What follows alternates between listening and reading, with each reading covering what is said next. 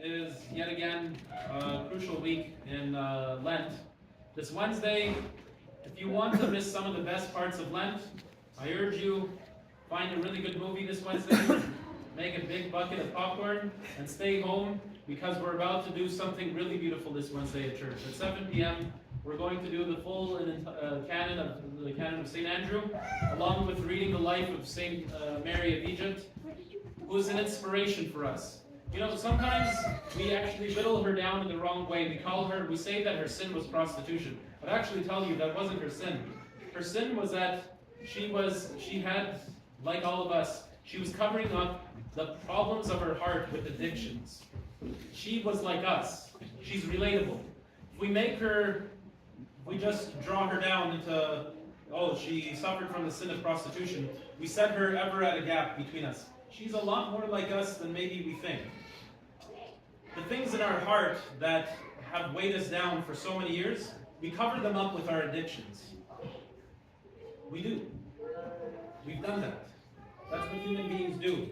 Rather than acknowledge the pain and then giving it over to God and moving forward, we bury that in addictions. Addiction to being always right, the addiction to pride, the addiction to lust, perhaps in pornography, the addictions to alcohol and drugs, the addiction to pleasing people all the time, the addiction to shopping, the addiction to money. There are many such addictions.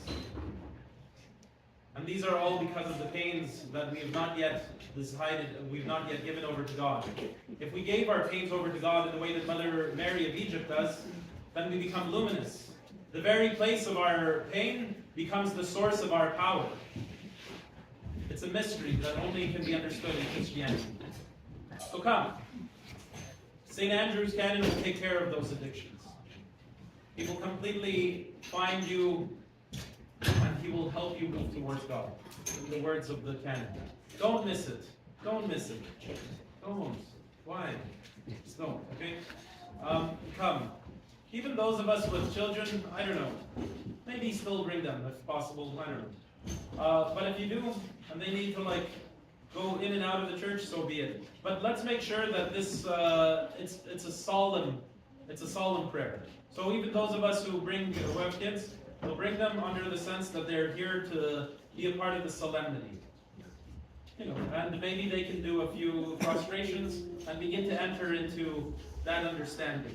Not like us broken adults, but maybe they could be made into saints before they become like us. They could learn how to repent while us adults are still struggling. So there's that. Friday is the last day, is the final akathist. Can you believe it? Lent is over. Almost. It's the final akathist, where we do all 5 stasises. And it's a joyful movement.